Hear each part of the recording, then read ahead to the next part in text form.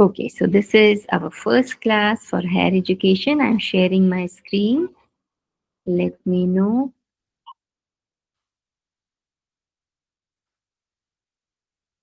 If it is visible to you.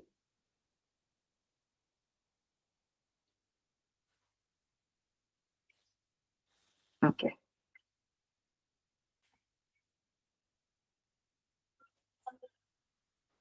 So, ma'am yes. आप higher education पढ़ा रहे हो, पर आज जो उन्होंने बताया था उसमें तो ये लिखा हुआ था कि पीपल डेवलपमेंट एंड एनवायरनमेंट की क्लास है। You joined late. I already explained this. Okay, this is higher education class. Some other teacher will take this environment people okay develop. Ma'am, no issues, ठीक है ma'am, thank you. Okay. So, higher education system in this unit, we have to cover following topics. The first one is institutions of higher learning and education in ancient India. So you can say we start our this unit from the ancient education system to the present education system. So the first one is how many institutions are means how the education would have been done in earlier days in ancient India, and then evolution of higher learning and research in post-independence India, because post-independence there are not criteria of a single country. There are so many countries, so many policies, different education systems. And before that, in ancient times, in earlier times, more or less they follow the same type of education system, which we will see later. And then in post independence India, how the evolution done in this field, higher learning and research, then oriental and conventional and non-conventional learning programs in India, and then professional, technical and skill based education, then something about the value education and environmental education.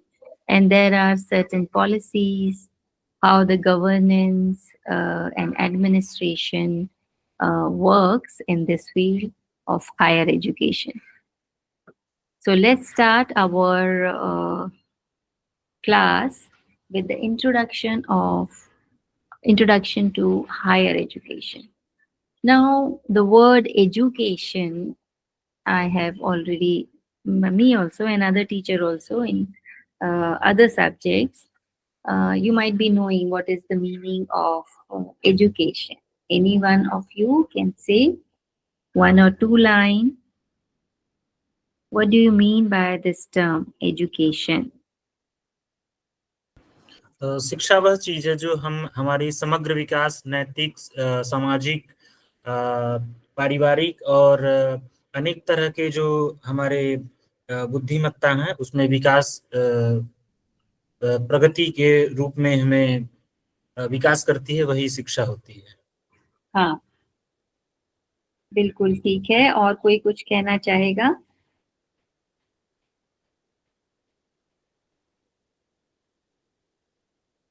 आपके point of view से education का क्या मतलब है, शिक्षा का क्या मतलब है?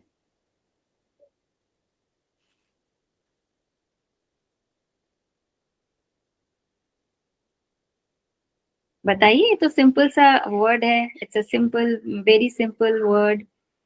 What do you understand by the term education? शिक्षा एक ऐसी चीज है जो हमें अपने दैनंदिन जीवन में जो आवश्यकता होती है वो शिक्षा के माध्यम से पूर्णतः मिल सकते हैं, और हमें सम्मान प्रदान करता है, और हमें एक आगे जाने के लिए एक मार्ग प्रदर्शन करता है। हाँ, क्योंकि आप जो हैं, जैसे कि you can consider yourself a normal creature of the nature, right? हम एक आम जीव हैं इस संसार में, इस प्रकृति में, इस नेचर में, जैसे बाकी के जीव हैं। कीड़े मकोड़े इंसेक्ट से लेकर के बड़े बड़े पशु जानवर, है ना, उड़ने वाले, पानी में रहने वाले, जमीन पे रहने वाले, हम सब में एक, हम भी एक क्रिएचर हैं, एक लिविंग बीइंग है। लेकिन हमारे पास और क्रिएचर को जो डिफरेंशिएट करती है हमसे और उनसे अलग करती है, वो चीज़ है हमको हमारा जो इंटेलेक्चुअल लेवल है, हमारा जो बुद्धि है ना, जिसको हम कहते हैं सोचने समझने की शक्ति है हमारे पास। हम अपना फ्यूचर, अपना मतलब प्रेजेंट अच्छी तरह से अपने हिसाब से, अपने नॉलेज के हिसाब से अच्छा बना सकते हैं। तो हर आदमी को स्टार्टिंग से वो सारी चीजें नहीं आती, तो उसके लिए आपको एक कहना चाहिए दिशा की जरूरत है। You know what it means, that we are a creature of a nature, right? Like the other creatures, like plants, like animals, other animals, wild animals on earth, on which can fly in the sky, which can live within water. But what makes you different from other creature is your intellectual intellect. You know, you can think, you can make something better. It's not that every man should follow the same path, doing the same thing, starting the day in the same way, ending the day the same way. No, you can make it better, you can make it best depending upon your power. So to develop that power, to develop that skill, to have some values in your life. So what knowledge you have to take, what the thing you should have to make it better, to develop your skill, to value our life, to make it better in every respect, whether it is a social or your professional, or how to earn, how to make it the best way you can. So that thing is called education. So education, like Swami Vivekananda said, education is the manifestation of the perfection already in man. So the thing that the level, the intellect, that we call, अंतःकरण जिसे बोला है ना, मन, बुद्धि and your अहंकार, जो आपके अंदर है, उसको एक दिशा देना, give it a direction, and something which you have to evolve, to make it clear, you can say, to make it existence, to you can say which is hidden, but to make it you can say more practical, that brings the perfection. So that perfection which is any man, any human person can, any human can do, that is education. Now the present definition, which is given by the Ministry of Human Resource Development, now it is called the Education Department. So more correctly, as we are learning higher education, so higher education department, they say higher education is defined in two ways. What are the two ways?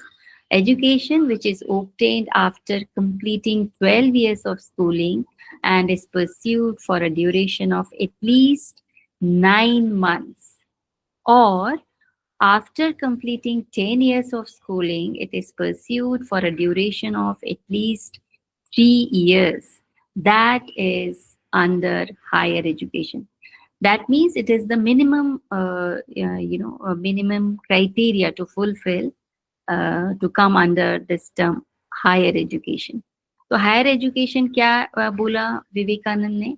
Vivekananda ji ने कहा कि जो education है वो एक manifestation है। Manifestation का मतलब ये होता है कि जो आपके अंदर तो है कुछ चीजें, लेकिन उसमें परफेक्शन नहीं है। जैसे कि एक क्राफ्टमैन है, उसके अंदर एक आर्टिस्ट छुपा हुआ है, लेकिन यदि उसको उस डायरेक्शन में आप एजुकेट करो, उस डायरेक्शन में यदि उसको कुछ और शिक्षा दी जाए, उसको और निखारा जाए, तो वो एक परफेक्ट आर्टिस्ट किसी समय में बन सकता है। तो उसी चीज को उभारने की जो कला है, उभारने का जो कहना चाहिए एक दिशा देने की का जो परिपाटी है या जो विद्या है, उसको हमने कहा है एजुकेशन। और वो ऑलरेडी मैन के अंदर रहता है, कहीं से लेके नहीं आते हम। जैसे कि किसी को पढ़ाई में इंटरेस्ट है, किसी को आर्ट में है, किसी को म्यूजिक में है, तो वो भी एक एजुकेशन है।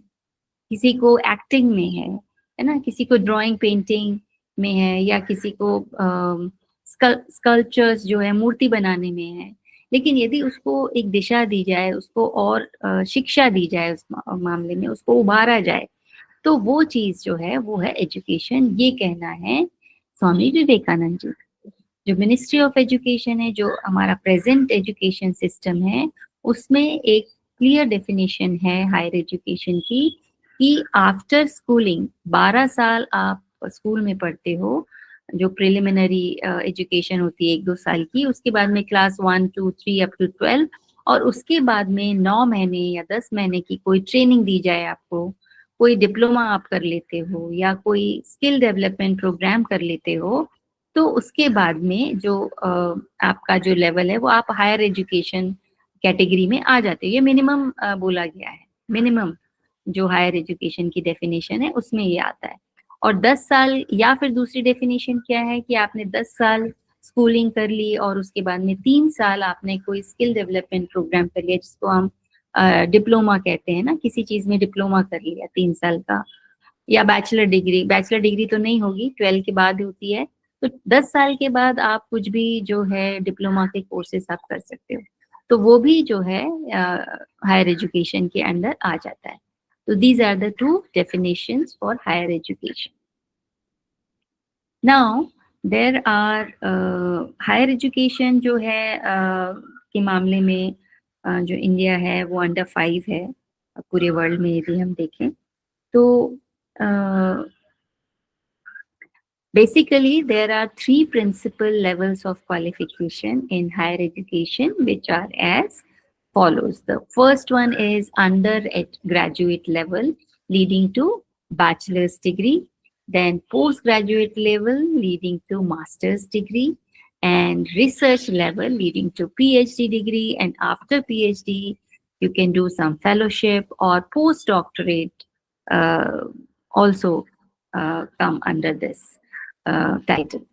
तो जो हम कहते हैं कि किस तरह से वो मिनिमम क्वालिफिकेशन था जो हमने पढ़ा कि 12th के बाद आप 9-10 महीने की ट्रेनिंग कर लो, या फिर 10th के बाद आप 3 साल का कोर्स कर लो, तो ओवरऑल जो है 13 इयर्स का एजुकेशन है आपके पास, तो आप उस बाउंड्री में आ जाते हो कि हायर एजुकेशन के अंदर। लेकिन जो 3 बेसिक प्रिंसिपल्स हैं उसमें ये है, जो हियरार्की है उसके अंदर आपको फर्स्ट बैचलर डिग्री करनी पड़ेगी, है ना, BA, BSc, BCom और कोई भी बैचलर डिग्री। उसके बाद में आप पोस्ट ग्रेजुएट लेवल पे आते हो, masters degree, MA, MSc, MCom और इन इंजीनियरिंग ऑल्सो ME जिसे हम बोलते हैं या MTech बोलते हैं। उसके बाद में फिर आप PhD के लिए एलिजिबल होते हो, तो आप PhD कर सकते हो। उसके बाद PhD के बाद में भी कुछ पर्टिकुलर टॉपिक्स पे आप कुछ फेलोशिप प्रोग्राम्स कर सकते हो, या पोस्ट डॉक भी करते हैं लोग, दोबारा से कुछ पेपर्स लिखना, या एक पर्टिकुलर टॉपिक पे भी एक छोटा सा टॉपिक लेके और उसमें रिसर्च करना और उसके मतलब कहना चाहिए जड़ तक पहुंचना, पोस्ट डॉक्टरेट भी कर सकते हैं। ये प्रेजेंट डे हम बाद में पढ़ेंगे, पहले हम एंशिएंट एजुकेशन हमारा पढ़ लेते हैं। तो we have a very rich heritage of ancient and the eternal Indian knowledge and thought, which has been guiding us till now, till the new education policy came in, which we call NAP 2020. So the pursuit of knowledge means what? In Hindi we can call it Gyan, and you can say the wisdom, which give you a wisdom, which is we call the the lighting of our intellect, which we call in Hindi pragya, and then truth. Truth means satya. So this was always considered in Indian thought and philosophy the highest human goals. So to achieve these goals, they are having various ways of, to communicate, to make some rules, some regulations, how to lead a life so that you can be on the path of knowledge, wisdom and truth. तो जो तीन चीजें ancient India में जो कहना चाहिए कि basic principles थे, बेसिक चीजें थी, वो तीन चीजें थी। एक तो ज्ञान, मतलब आपको नॉलेज लेना है। फिर प्रज्ञा, उस नॉलेज को आपको अपने हिसाब से उसका मनन चिंतन करके और कुछ चीजें निकालनी है जिसको कि आप फॉलो कर सको। और एक चीज है जो है ट्रुथ, मतलब सत्य। तो सत्य को नहीं छोड़ना है। तो ये जो कहना चाहिए कि ये मॉरल एजुकेशन है आपका, है ना। नॉलेज लेना, नॉलेज से अपना बुद्धि, आपका जो बौद्धिक क्षमता है उसको बढ़ाना, और उसके बाद में भी सत्य से नहीं हटना। तो ये इतने बेसिक और इतने कहना चाहिए बड़े प्रिंसिपल्स हैं जिसको कि आपको होल लाइफ फॉलो करना है। तो वो चीजें आप कैसे फॉलो करोगे, उसके लिए बहुत सारी चीजें इन्होंने बनाई। जो गुरुजन थे वो बहुत ही स्ट्रिक्ट वे में उनको सिखाते पढ़ाते थे अपने शिष्यों को। सो ये जो तीन चीजें हैं इसे आपने याद रखना है। So education during the Vedic age was, you can say, a journey of morality, or from morality to not morality, from mortality to immortality.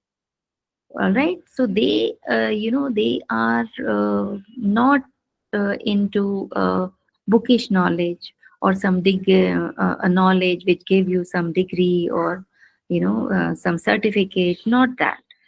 They have to have a certain disciplined life to make it immortal, मतलब जिसे हम मोक्ष कहते हैं, कि जो जन्म मरण वाला जो प्रिंसिपल है उससे हट के कुछ आगे का सोचना, कुछ और अलग लेवल पे, एक हायर लेवल पे अपने आप को लेके जाना, वो मतलब था एजुकेशन का पुराने समय में।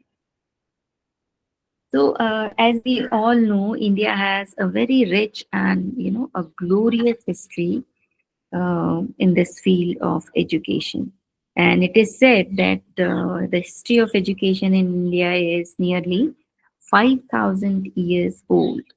जो हमारा कहा जाता है ना कि हमारा जो एजुकेशन सिस्टम था पुराना, वो बहुत ही हायर लेवल का था। इतना ग्लोरियस पास्ट, इतना रिच कल्चर और रिच सिस्टम बनाया था पुराने लोगों ने कि वो बहुत ही कहना चाहिए कि आपको एक सही डायरेक्शन में, एक अलग ही ऊंचाई पे आपको लेके जाता था। और ये जो सिस्टम है ये कहा जाता है कि 5,000 साल पुराना था। So the ancient scriptures, which we call Vedas, which are the strong foundation of you can say Indian civilization. जो वेद हैं, तो वो जो वेद का जो कल्चर था, वेद का मतलब ही जो है ना विद से आता है, विद का मतलब होता है नॉलेज। तो वो जो नॉलेज का जो सिस्टम था वो फाउंडेशन था हमारे सिविलाइजेशन का। मतलब हर जो इंसान को जन्म लेना है, उसको एक पूरा अपना लाइफ को जीना है, उसका एक सिस्टम था कैसे जीना है, किस एज में क्या करना है, किस तरह से अपनी लाइफ को लीड करना है। वो एक पूरा, मतलब हर इंसान का जो जीवन है वो इसी के सराउंडिंग था। उसी को एजुकेशन बोला गया उस समय में। आज एजुकेशन की डेफिनेशन थोड़ी सी अलग है, पहले अलग थी। So it was during this period of, you can say, the learning, when this Nalanda and Vikramshila University, they are, you can say, a point of seekers of knowledge from far and wide. So they attract so many people across the world to come here and get that they can, you can say, fulfill the thirst of their knowledge. So it was, you can say, a wholesome personality arrangement. In ancient education, there was a variety of, authoritative schools of thought. So, जो पुराने समय में था, जो जिसका नाम आपने सुना होगा, नालंदा और विक्रमशिला यूनिवर्सिटीज, उसके बारे में हम आगे पढ़ेंगे. तो ये इतनी हायर लेवल का एजुकेशन सिस्टम था, इतना सारा जो नॉलेज था, जो आचार्य थे, जो कहना चाहिए शिक्षक थे वहाँ पर, उनका इतना कंट्रोल था, इतना उनके पास इतना ज्ञान था कि जो बाहर के लोग थे वो भी यहाँ आए पढ़ने के लिए और यहाँ रहे, और बहुत चीजें उन्होंने यहाँ लर्न की और अपने अपने कंट्रीज में जाके उसको प्रचार प्रसार उसका किया. So we are having here 3300 years of Indian philosophy, which extends from BCE 1500 to 1800 CE. Now BCE and CE, these are the terms which now we are using for BC and AD. All right, BC is, what is the meaning of BC? BC and AD. Now we are using BCE and CE. Anyone? Yes, BC means before Christ and AC means after Christ. Before Christ is okay. He is some Latin term, which is Anno Domini, which means in the year of the Lord. So now we call AD as CE. CE and BCE, where the CE stands for Common Era. All right. And BC is before Common Era. So we are using BCE for BC, before Christ. Okay, BCE we are using currently for the term BC, which is before Christ. And CE is Common Era, which is the present era, and it is from in the year of the Lord, that is the term AD. For AD we are using CE, all right?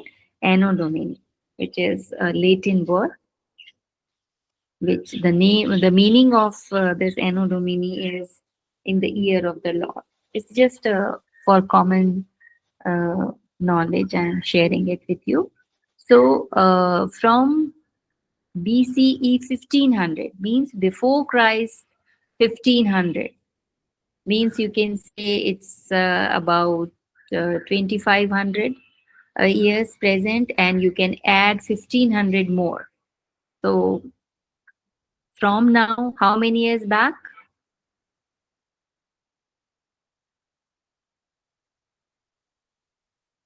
How many years back? 1500 BCE.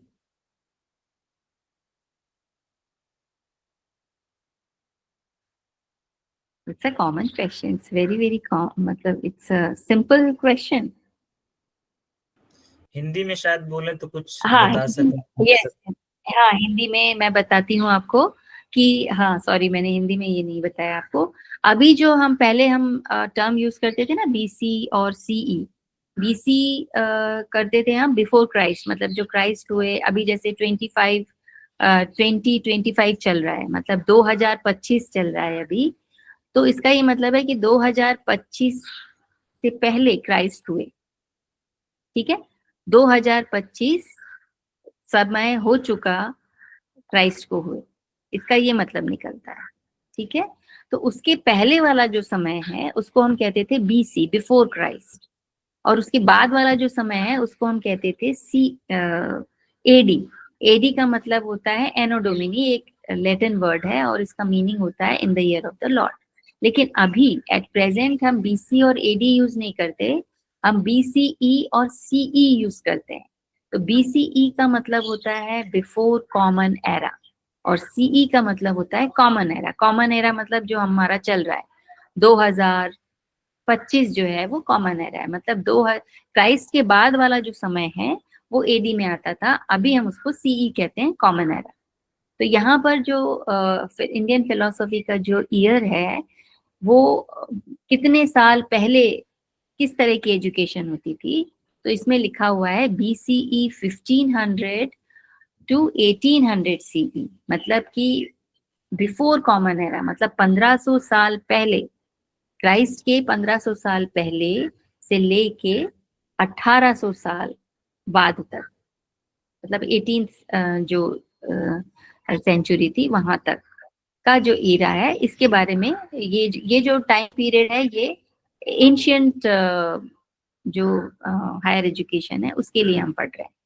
तो first जो इसमें division है वो है BCE 1500 to 500, ये BCE में ही है। तो मतलब ईसा पूर्व कहेंगे 1500 हाँ, ईसा पूर्व हाँ, से लेकर के 1800 ईस्वी तक। नहीं 500 ईसा पूर्व तक, अभी सीई तो आया ही नहीं। नहीं ये नहीं, जो ऊपर 1500 और ऊपर जो 500 है, 3300 वर्षों जो भारतीय फिलॉसफी है वो 3300 वर्ष पूर्व है, और 1500 ईसा पूर्व से लेके 1800 ईस्वी तक, यही इसका मतलब हुआ ना ऊपर जो। हाँ, लेकिन उसमें जो फर्स्ट जो क्लासिफाई किया है ना, पूरे को एक साथ नहीं पढ़ लेंगे ना, सब में कुछ ना कुछ अलग अलग हुआ है, कुछ एरा में ये हुआ है। अब जैसे कि आपका पोस्ट इंडिपेंडेंस है, स्वतंत्रता के बाद, तो 47 से लेके अब तक एक ही एजुकेशन सिस्टम रहा, ऐसा आप नहीं बोल सकते ना, थोड़ा थोड़ा चेंजेस आते गए, और ये तो सेंचुरीज की बात है, अभी तो हमें एक सेंचुरी हुई नहीं है।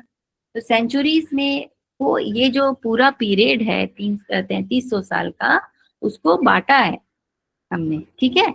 तो उसको बांटने में जो पहला जो पीरियड हमने लिया है वो लिया है BCE 1500 to 500। तो ये जो दोनों पीरियड हैं ये BCE है के ही हैं, ठीक है, समझ आया आपको।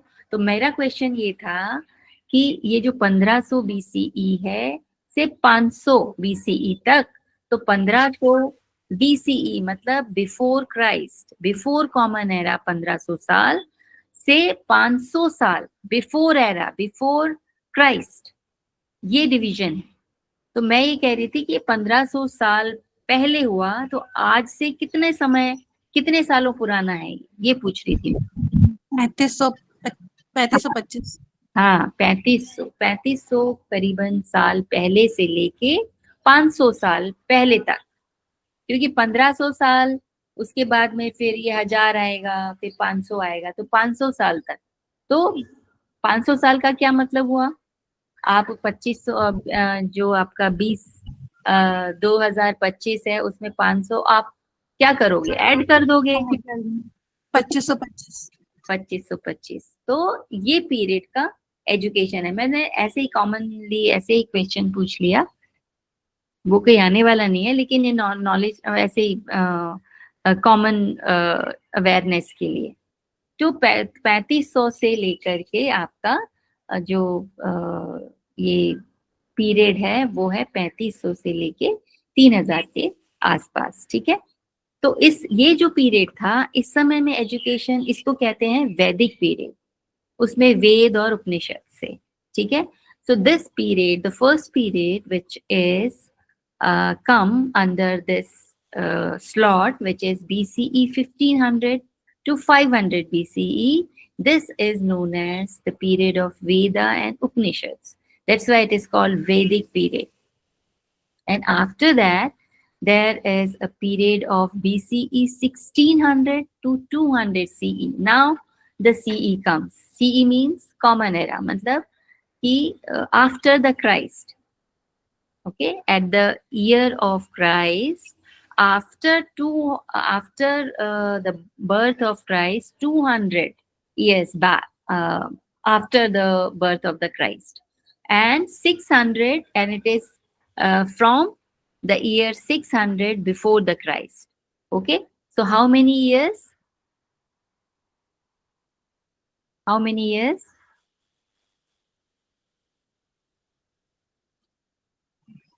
Near about 400 years. Okay. Yes. Are you getting my point or not?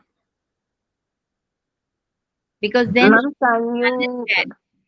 repeat on one more time? See, the first slot is 1500 before Christ to 500 years before Christ. Okay. So near about 1000 years before Christ. Yes. The period is called Vedic period. That is the period of Vedas and Upanishads. And after that, they have slotted BCE 600 to 200 CE. Means That's before 400. Christ. Yes, the slot is 400. The earlier slot is 1000 years. This Yes. slot is of 400 years. Means 200 year, 600 years before Christ. Means कि before Christ 600 and after Christ 200. All right, common era it is written. So after the birth of Christ 200 years, this period, the Jain dharma, the Jain literature, Buddha literature, the Bhagavad Gita, Manusmriti, and the rise of orthodox darshans during this period, this epic period, which is extending from 600 BCE to 200 CE. Then the third one is 200 CE. 200 CE after the birth of the Christ, after 200 years, the Nagarjuna and the rise of Mahayana Buddhism, which we call Sutra period. All right, Sutra period means the period of, where the knowledge is, you can say, come into the form of sutras, the formulas. Like we have Patanjali Yoga Sutra, a single sentences, but the meaning of that sutra is very, very much, vast, very, you can say, in a simple one sentence, the knowledge is so much. The knowledge, or you can say, the jnana it contains that, like that, in mathematics there is a formula, but that formula is used in so many ways. It is having a vast meaning, so that way. And after that, there is a period of 600 CE, and this is the period of Shankaracharya, and that is the scholastic period, or you can say the rise of Vedanta. Vedanta is nothing but the Vedant, that is the period of Upanishads, you can say. And post 900 CE, there is a rise of other Vedantic schools like Vishishta, uh, Vishishta Ved and Dvaitvad, which we call. तो जो first period था वो वेदा और उपनिषद का था, जो कि before Christ 1500 to 500 था. उसके बाद में बिफोर क्राइस्ट 600 और 200 कॉमन एरा का आफ्टर द क्राइस्ट. ये जो स्लॉट है, इसमें जो जैन धर्म है, बुद्ध धर्म है, जैसे कि बुद्धा के लिए कहते हैं कि ईसा से वो करीबन 500 550 साल पहले हुए, और उसी के थोड़ा समय बाद में महावीर स्वामी हुए. हालांकि तीर्थंकर वो 24 थे, उसके पहले भी 3 तीर्थंकर थे जैन धर्म के अनुसार. लेकिन जो महावीर स्वामी हैं, उनको उन्होंने जितना काम किया, उन्होंने जितना ज्ञान लोगों तक पहुंचाया, तो उनका ज्यादा लोग मनन चिंतन करते हैं. उनके द्वारा जो नॉलेज दिया गया उसको ज्यादा पढ़ते हैं, सीखते हैं. तो जैन धर्म कहा जाता है कि वहीं से आया. बौद्ध धर्म जो है वो बुद्ध से आया, गौतम बुद्ध से. वो भी 400-500 साल ईसा से पहले हुए. और उसी समय में, मतलब ये जो स्लॉट दिया है बिफोर क्राइस्ट 600 टू 200 CE, जो 700-800 साल का जो स्लॉट है, इसी में भगवत गीता का जो एक्चुअली भगवत गीता और ये सब चीजें बोली गई, लिखी नहीं गई. तो बोलने के बाद में, बहुत बाद में इनको इस नॉलेज को, जब कुछ स्क्रिप्ट आई, जैसे कि बुद्ध के लिए कहते हैं कि उन्होंने कभी कुछ लिखा नहीं, लेकिन उनके जो सूत्र थे, उनका जो ज्ञान देने का, जो भी उन्होंने उपदेश दिए, जो भी उन्होंने कहा, वो सब बाद में लोगों ने, जैसे कहानी एक के बाद एक के बाद एक, वैदिक नॉलेज भी ऐसे कहा जाता है कि कहीं लिखा नहीं था, श्रुति फॉर्म में था, और उसको फिर स्मृति के तरह से लिया गया, मतलब किसी गुरुजन ने बोला, जो छात्रों ने सुना, उसके बाद में छात्रों को वो इतना याद हो गया रूटीन में कि वो बिल्कुल उनके लाइफस्टाइल में आ गया। उसके बाद में फिर वो गुरु बने, तो उन्होंने अपना ज्ञान दिया। तो उसके बाद में जब ये स्क्रिप्ट आई, लोगों ने लिखना सीखा, उसके बाद में फिर इसको लिखा गया। तो जो भगवत गीता का जो टाइम है वो भी यही बताते हैं, मनुस्मृति लिखी गई है ना, जो दर्शंस लिखे गए, तो इसलिए इसको एपिक पीरियड बोला। फिर उसके बाद में 200 सीई, मतलब 200 साल बाद में, उसके बाद का जो पीरियड है वो नागार्जुन का पीरियड है, जिसमें कि महायान, जो दो बुद्ध धर्म दो में डिवाइड हुआ, महायान हीनयान, तो महायान का राइज हुआ इस टाइम पे। इसको सूत्र पीरियड बोला गया, क्योंकि नॉलेज जो है वो छोटे छोटे फॉर्मूले में, छोटे छोटे सूत्र में बांटा गया, लेकिन ज्ञान इसमें बहुत था। यू कैन एलैबोरेट सूत्र into a very you can say it's a brief version of the vast knowledge, you can say the sutra. तो उसको आप you can elaborate it in your own way, आप उसको अपनी तरह से समझ सकते हो। जैसे कि पतंजलि योग सूत्र में महर्षि पतंजलि ने सूत्र दिए, उसकी व्याख्या अलग अलग ढंग से अलग अलग ऋषि मुनियों ने अपने तरीके से की, कि हमको ये समझ में आया, हमको ये समझ में आया, लाइक दैट। लेकिन जो नॉलेज है वो बहुत सूत्र, बहुत सिंपल वे में उन्होंने बताया, समझाया। और उसके बाद का जो एरा है 600 सीई, वो शंकराचार्य का पीरियड है, जिसमें कि वेदांत का राइज हुआ। मतलब बहुत सारे वेदास की जगह बहुत सारा नॉलेज जो है वो धीरे धीरे जो है अंत तक फिर वो उपनिषद में कन्वर्ट हुआ। उसको अलग अलग लोगों ने अपने अलग अलग तरीके से समझा, और फिर उसको लोगों को समझाया, और फिर उसको स्क्रिप्टेड किया, राइट डाउन किया। एंड पोस्ट 900 सी, 900 साल के बाद जो है स्कूल्स, अलग अलग स्कूल, वैदांतिक स्कूल का जो है जन्म हुआ, जिनमें विशिष्टवाद है। पहले का जो था, जो भी नॉलेज था वो, क्योंकि बहुत सारे ऋषियों मुनियों ने उनको अपनी अपनी तरीके से समझा, तो द्वैतवाद का जन्म हुआ, विशिष्टवाद का जन्म हुआ। तो इस तरह से जो है आज का जो नॉलेज है वो उससे काफी अलग है, काफी डिफरेंट है। लेकिन जो एंशिएंट नॉलेज था वो इस तरह से कहना चाहिए कि आप इसको क्लासिफाई कर सकते हो, इसको डिस्ट्रीब्यूट कर सकते हो, जिस तरह से भी उनका डेवलपमेंट हुआ है।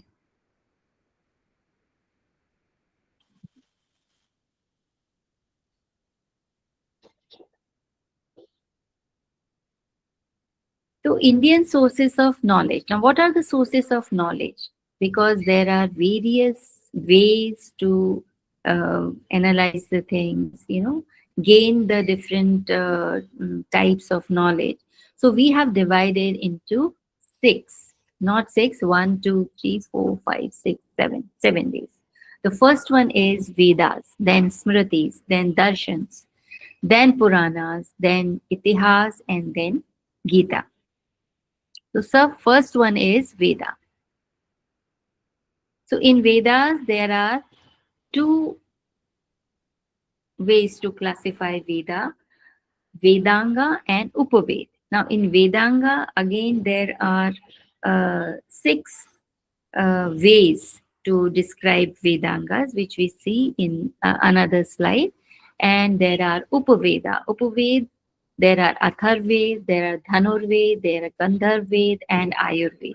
So it is a part of Veda under Upaveda. So, and Smritis are the knowledge which is, within your brain. within your like you have to learn and remember all those knowledge. And then there is a darshan. Darshan, we have six darshan which we call astik darshan, which are Purva Mimamsa, Nyaya, Vaisheshika, Sankhya, Yog Darshan, and Uttar Mimamsa, which we call Brahma Sutra. And then there are some writings of some acharyas and jagat gurus, and some writings of some rasik. Rasik is you can say which are into a particular uh, you can say a particular of, sorry, Poet. sort of, but in a particular stream. All right, particular, they have their own way of narrating the things. Then there are bhakts. Bhakt may you can say Amira or Kabir Das, Surdas, okay, and then there are saints.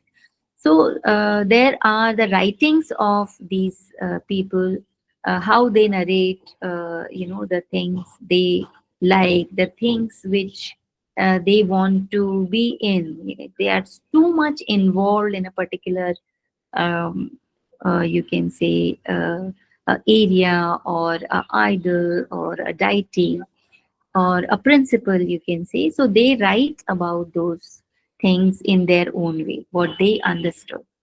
And then there are Puranas. In Puranas, we have Bhagavatam. And then Itihas. In Itihas, there is Ramayana and Mahabharata. And then Mahabharata, part of Mahabharata is Gita.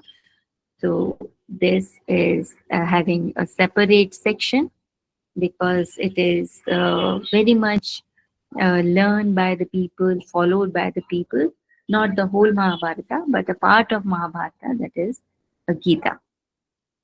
All right. Now, Vedanga, it is consisting of six uh, sections. That is, first one is Vyakaran, which is generally a Sanskrit Vyakaran because all the, you can say, the ancient literature is written in Sanskrit. So, for any script or for any language, the grammar is the foremost thing. So in Vedanga, the Vyakarana, that is the Sanskrit grammar. And then Nirukta, which is the dictionary part. And Shiksha is how to pronounce, the words or the mantras. Because in Vedic time, the pronunciation matters. The more stress is given on how to pronounce a single word, a single, you can say, letter. All right. And then there is chandas. Chandas are the poetic stanzas. So how to write, how to make. So all the knowledge is in under the chanda. And then Jyotishya. Jyotishya is related to astrology and astronomy. And Kalpa Sutra, which is the types which give, concise form of Vedic religion. तो इसमें जो हमने पहले जो slide में हमने पढ़ा कि जो इंडियन नॉलेज है उसके सोर्सेस क्या हैं, किस तरह से नॉलेज जो है वो लोगों में फैलता था या लोग एजुकेट होते थे, तो उसके लिए यहाँ पे सेक्शंस हैं कि वेद थे, स्मृतिज थी, दर्शन थे, पुराण थे, गीता था, और जो इतिहास था या फिर कुछ जो आचार्य थे, क्योंकि पहले के समय में हमने बहुत समय से हम पढ़ रहे हैं कि पहले नॉलेज लिखा हुआ नहीं था, उसको एक सर्टन वे में नहीं पढ़ाया जाता था, पढ़ाने का तरीका भी अलग था, और कहीं लिखा हुआ कोई एक पर्टिकुलर डिग्री के लिए पढ़ना, कोई सर्टिफिकेशन के लिए पढ़ना, ऐसा नहीं था। वो एक लाइफस्टाइल का पार्ट था कि इस एज ग्रुप का बच्चा है तो वो ये करेगा, बढ़ गया है तो ये करना है, उससे बड़ा हो गया तो ये करना है। इस तरह से पूरा जो लाइफस्टाइल है एक ह्यूमन का वो बटा हुआ था। तो उसमें जो है नॉलेज किस तरह से दिया जाता था, तो वेद की तरह दिया जाता था। तो वेदास में 2 पार्ट हैं, वेदांग और उपवेद। वेदांग के जो 6 पार्ट हैं वो हम अभी देखेंगे नेक्स्ट स्लाइड में। उपवेद जो हैं वो अथर्ववेद थे, अर्थवेद, धनुर्वेद और गंधर्व वेद जो है वो इस तरह से, और आयुर्वेद। ये पार्ट था। फिर स्मृतिस में कहीं कुछ ऐसे लिखा नहीं जाता था। मैंने आपको बोला और मैंने इतनी बार बोला कि आपको वो याद हो गया। और इतनी सारी चीजें जो भी मैं बोलूंगी, रोज रोज मैं एक ही चीज बोलूंगी तो आपको वो चीज याद हो जाती है, आपकी स्मृति में वो फिट बैठ जाती है। तो इसलिए जो नॉलेज है वो स्मृति के फॉर्म में था। फिर दर्शन शास्त्र, दर्शन लिखे गए बाद में, जैसे जैसे समय आपने एक लैंग्वेज बनाई, उसकी एक स्क्रिप्ट बनाई, उसके बाद में फिर समझा गया कि हाँ इसको इस तरह से लिखा जाना चाहिए। तो फिर हमारे दर्शन बने। दर्शन जो 6 आस्तिक दर्शन है वो यहाँ पे लिए गए हैं। पूर्व मीमांसा है, उत्तर मीमांसा है, न्याय है, वैशेषिक है, सांख्य और योग दर्शन। फिर कुछ राइटिंग्स थी आचार्यास की, जगत गुरु की, उन्होंने अपने अपने तरीके से नॉलेज को जैसा समझा वैसे उन्होंने अपने तरीके से उसको लिखा और उनकी संहिता या उनका जो ग्रंथ है वो बने। उसके बाद में कुछ राइटिंग्स रसिक्स की, भक्त की और संतों की बनी, जैसे कि मीरा के भजन हैं, कबीरदास के हैं, सूरदास के हैं, उस तरह से। तो उन्होंने अपने तरीके से अपने जो डाइटी हैं, जिनको वो सब कुछ मानते हैं, उन्हीं के बारे में उन्होंने उसकी व्याख्या अपने तरीके से की। उसके बाद में पुराण में हम भागवतम को कहते हैं, भगवत पुराण को, तो वो आई एग्जिस्टेंस में। इतिहास में रामायण और महाभारत आई। महाभारत का एक पार्ट है गीता को हम अलग तरह से पढ़ते हैं, अलग तरह से समझते हैं, क्योंकि उसी में जो है आपको कैसे जिंदगी को जीना चाहिए, कहाँ पे आप रुकते हो, क्यों समस्याओं को कैसे निपटाना चाहिए, कैसे एक जीवन को जीना चाहिए, वो एक शॉर्ट फॉर्म में गीता का मतलब ही है गाने, गीत से लिया गया है। मतलब ये एक तरह से एक पर्टिकुलर वे में सुनाई जाती थी, एक पर्टिकुलर वे में इसका गायन की तरह इसको किया, इसीलिए इसको बोला गया गीता। और जो वेदांग है वो 6 हैं। व्याकरण है जिसमें ग्रामर जो है वो आता है, निरुक्त उसमें डिक्शनरी है, किस वर्ड का क्या मीनिंग है, कैसे उसको प्रोनाउंस करेंगे वो शिक्षा में है। उसके बाद में छंद में मतलब कि कैसे पोएटिक स्टैंजाज आप बनाएंगे, कैसे उसको लिखा जाए। छंद मतलब पोयम की तरह जब आप नॉलेज को लेते हैं तो आपको याद रहता है ना, उसमें कुछ राइम्स होते हैं, वो चीज आप मेमोरी में डाल सकते हो, उसको समझ सकते हो। ज्योतिष विद्या, एस्ट्रोलॉजी और एस्ट्रोनॉमी, जो भी ब्रह्मांड के बारे में, ग्रहों के बारे में और उसका असर आप पे क्या पड़ता है, उसका नॉलेज जो है वो ज्योतिष में था। कल्पसूत्रा में जो है it's a types which gives concise form of वैदिक रिलीजन। वैदिक रिलीजन के बारे में जो है जो नॉलेज है, जो ज्ञान है, वो यहाँ पे आपको मिलता है। तो इस तरह से वेदांग भी पूछे जा सकते हैं आपको एग्जाम में। They may ask a question about the topic of Vedanga, or or this topic of what are the sources of Indian sources of knowledge, then this period. Sometimes they ask, not every time. Ma'am Kalpasutra के बारे में थोड़ा सा हल्का सा वो brief कर दीजिए। कल्पसूत्र में जैसे वैदिक रिलीजन बता रही थी, इस तरह का चीजें होती हैं। हाँ, इसके बारे में बहुत नॉलेज की जरूरत नहीं है, बस आपको नाम पता होना चाहिए। कल्प सूत्र मतलब कि जो वैदिक रिलीजन अब इन्होंने बोला है, कंसाइज फॉर्म ऑफ वैदिक रिलीजन। वैदिक से हमें मतलब क्या निकलता है कि नॉलेज को किस तरह से उन्होंने एक तरह से शेयर किया, उसका क्या तरीका था, वो वेद में आता है।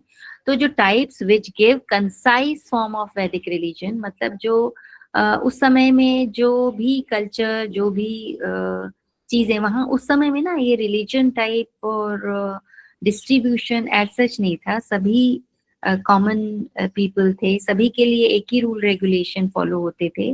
तो वो किस तरह से, कल्प का मतलब होता है आपका जो शरीर है, आपका जो कहना चाहिए जो फिजिकल चीजें हैं, उसको आप कैसे मेंटेन, क्योंकि वैदिक का मतलब एक नॉलेज से तो है, लेकिन उसमें बहुत सारी चीजें ऐसी हैं जो आपके शरीर के लिए भी है। है ना, कि कैसे उसको आपको ठीक रखना है, क्या करना है, क्या नहीं करना है। तो उस सब के बारे में जो नॉलेज था, वो जो कंसाइज फॉर्म में, मतलब उसके सूत्र के फॉर्म में जो नॉलेज था, वो कल्प सूत्र में उन्होंने डाला। तो इस तरह से एक तरह पूरा एक पैकेज तैयार हो जाता है वेदांग में, है ना।